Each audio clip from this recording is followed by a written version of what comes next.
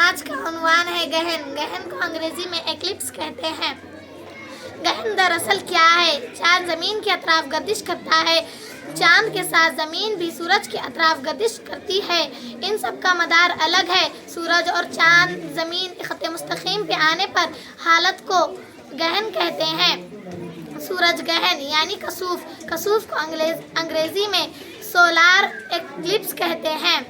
گردش کرتے کرتے سورج اور زمین کے درمیان چاند آ جاتا ہے تو چاند کا سایہ زمین پر پڑتا ہے، جس کی وجہ سے اتنے حصے میں سورج نظر نہیں آتا۔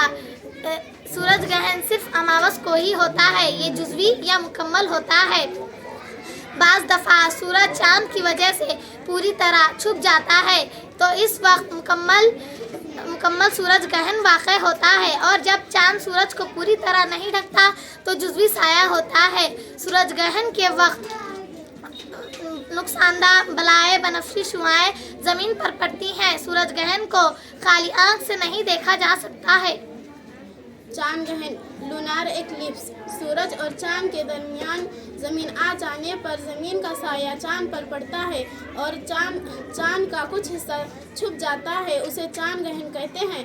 چاند گہن صرف پونم کو ہی نظر آتا ہے۔ زمین کے سائے پر پورا چاند آ جائے تو مکمل چاند گہن ہوتا ہے۔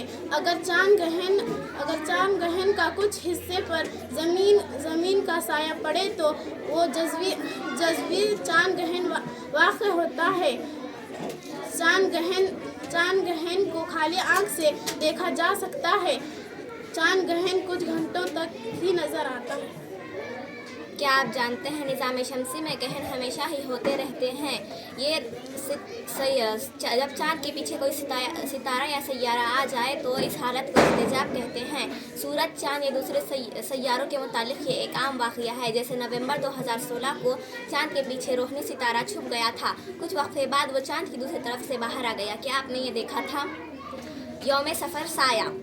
جس دن سورج بالکل سر پر آتا ہے اس دن کو یوم صفر سایہ کہتے ہیں۔ اس دن دوپہر کے وقت سایہ نہیں پڑتا۔ صفر سایہ خط سرطان شمال 23.5 اور خط جدی 23.5 جنوب کے درمیان موجود ممالک میں نظر آتا ہے۔ ان ممالک کے مختلف مقامات پر گرما کے زمانے میں الگ الگ دنوں میں یہ واقعہ رونما ہوتا ہے۔